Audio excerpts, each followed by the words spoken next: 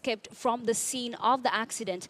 We will be linking up with our reporter Victor Gale, who is at the scene, and of course will be giving us more details.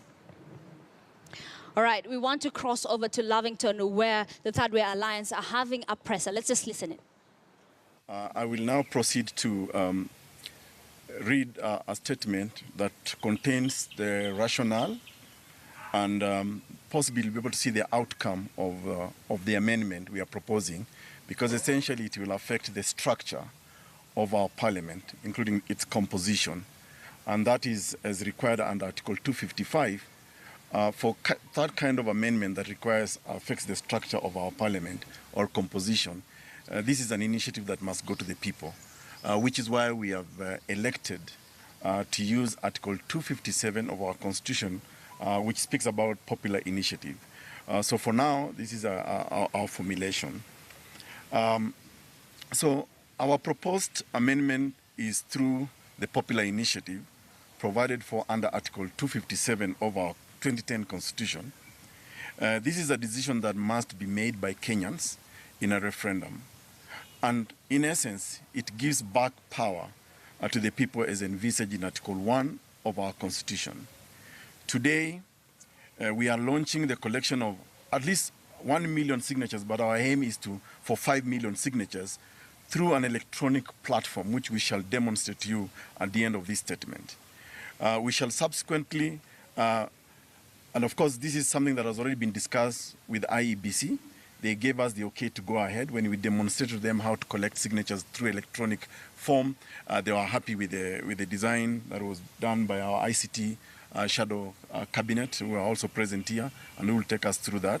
So we shall subsequently visit the counties to popularize this initiative and to elaborate on the referendum and give an opportunity to Kenyans who want to sign the signature endorsement form in a hard copy. We are concerned that Parliament is not truly living up to its traditional and expected roles of representation of their constituencies, checking on government, and the legislative role. Through our proposed amendment, we are seeking to establish the most professional parliament that will not just consume billions of taxes of money, but actually perform the work for which they were sent there in the first place. Our parliament should attract, in our view, the creme de la creme of our society. It should attract men and women of integrity who go to the parliament to serve the public, not to enrich themselves, as the tradition seems to have been. So after amending our constitution, we will have addressed the following concerns, which are also the reasons that we are proposing this amendment. The first reason is that Kenya is overrepresented. Our current parliament is simply bloated, whether Senate or a National Assembly. In fact, some parliamentarians have expressed concerns that there are so many, too many, to even get a chance to participate in the affairs of Parliament. And therefore, they encourage this amendment to come, to go to the people. They have indicated to us that Parliament has lost its glory. What plays out in a Parliament today is more of party politics than it is traditional role of representation, legislative, and oversight of government. With a population of 45 million Kenyans, which is expected to run up to 50 million in 2019, Kenya cannot simply afford the current 416 elected representatives.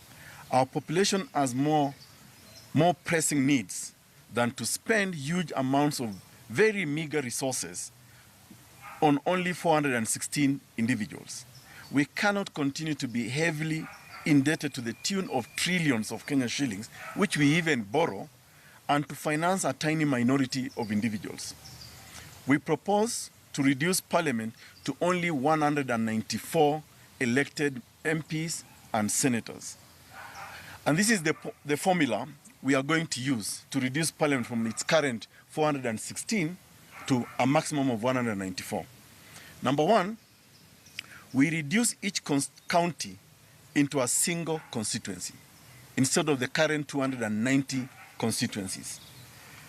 There will therefore be no need to spend the Kenya shillings 8 billion that IEBC has requested to review boundaries, constituencies, and wards, that 8 billion can actually be taken into improving level 4 hospital or level 5 hospitals.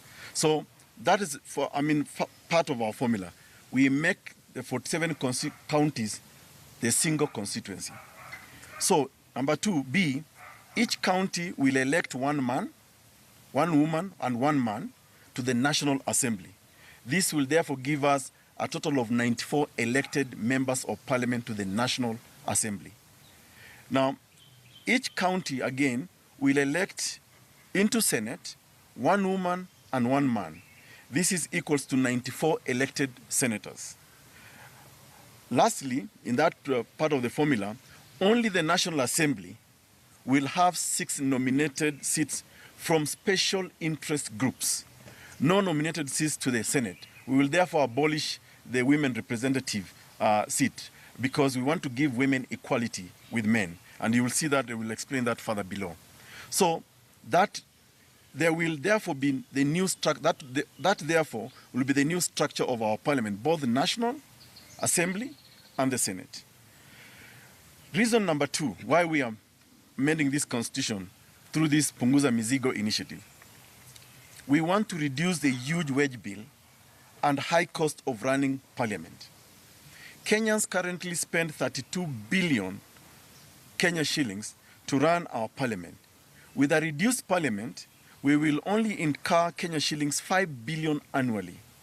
With a saving of 27 billion annually, this money will be channeled to counties for development projects such as equipping level 4 and level 5 hospitals.